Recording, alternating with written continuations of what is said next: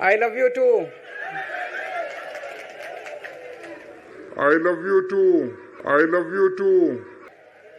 उन सभी भाइयों, बहनों, माताओं, बुजुर्गों, बच्चों, आप सब लोगों को मेरा नमस्कार, सबको मेरा प्रणाम। I love you too. सबसे पहले मैं ऊपर वाले का शुक्रिया अदा करता हूं, भगवान का शुक्रिया अदा करता हूं, जिनकी हमेशा हम लोगों के ऊपर बहुत कृपा रहती है, बहुत आशीर्वाद रहता है भगवान का, भोलेनाथ का, हनुमान जी का बहुत आशीर्वाद रहता है। इसी वजह से इतनी बड़ी बड़ी मुसीबतों से निकल के हम लोग आते हैं। इतने बड़े बड़े सामने हमारे दुश्मन हैं जिनसे लड़के हम लोग सफल होते हैं। एक छोटी सी पार्टी जिसने इस देश की राजनीति बदल के रख दी। मैं इसीलिए सबसे पहले ऊपर वाले का पूरे सम्मान के साथ शुक्रिया अदा करता हूं और आशीर्वाद चाहता हूं।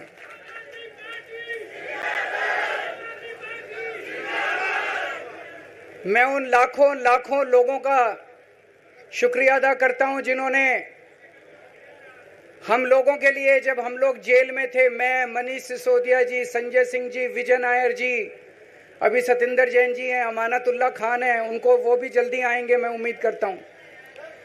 जिन जिन लोगों ने हमारे लिए दुआएं की, मन्नतें मांगी, मंदिर, मस्जिद, गिरजे, गुरुद्वारे गए, उन सब लोगों का मैं तहे दिल से शुक्रिया अदा करता हूं।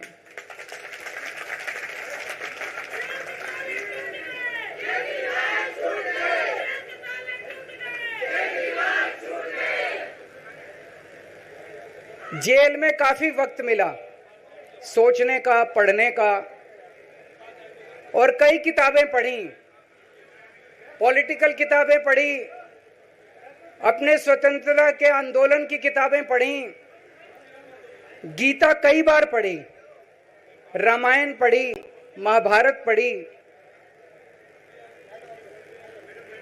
आज मैं अपने साथ एक किताब लेके आया हूं, ये भी मैंने कई बार पढ़ी, भगत सिंह की जेल डायरी।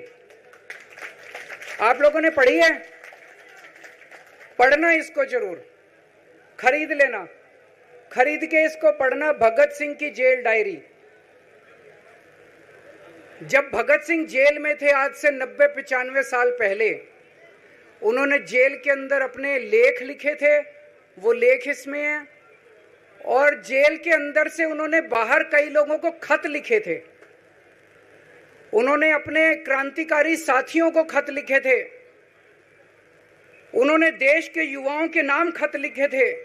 बलिदान से पहले साथियों को अंतिम पत्र 22 मार्च 1931, ये खत उन्होंने जेल से लिखा और उनके साथियों तक पहुंचाया अंग्रेजों ने।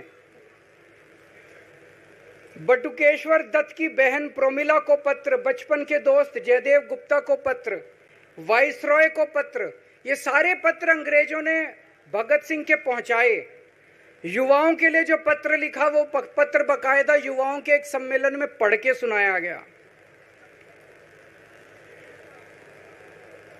भगत सिंह की शहादत के 95 साल बाद आजाद भारत के अंदर एक क्रांतिकारी मुख्यमंत्री जेल गया। मैं अभी जेल गया, मैंने जेल से एक ही पत्र लिखा था एलजी साहब को। 15 अगस्त था, देश का स्वाधीनता दिवस था। देश के आजादी के दिवस के ऊपर दिल्ली का मुख्यमंत्री दिल्ली सरकार की तरफ से झंडा फहराता है। मैंने एलजी साहब को 3 दिन पहले चिट्ठी लिखी, 15 अगस्त के 3 दिन पहले, कि एलजी साहब, मैं चूंकि जेल में हूं, मेरी जगह आतिशी जी को झंडा फहराने की इजाजत दी जाए। कुछ गलत तो नहीं लिखा? वो चिट्ठी मेरी एलजी साहब तक नहीं पहुंचाई गई, मुझे चिट्ठी वापस करी गई और मेरे को ये वार्निंग जारी की गई। ये वार्निंग भी लेके आया हूं, जिंदगी भर साथ रखूंगा ये मेरे को वार्निंग दी गई कि दूसरी बार अगर आपने एलजी साहब को चिट्ठी लिखने की हिम्मत करी तो आपके साथ जो फैमिली मुलाकात होती है हर हफ्ते, वो फैमिली मुलाकात बंद कर दी जाएगी।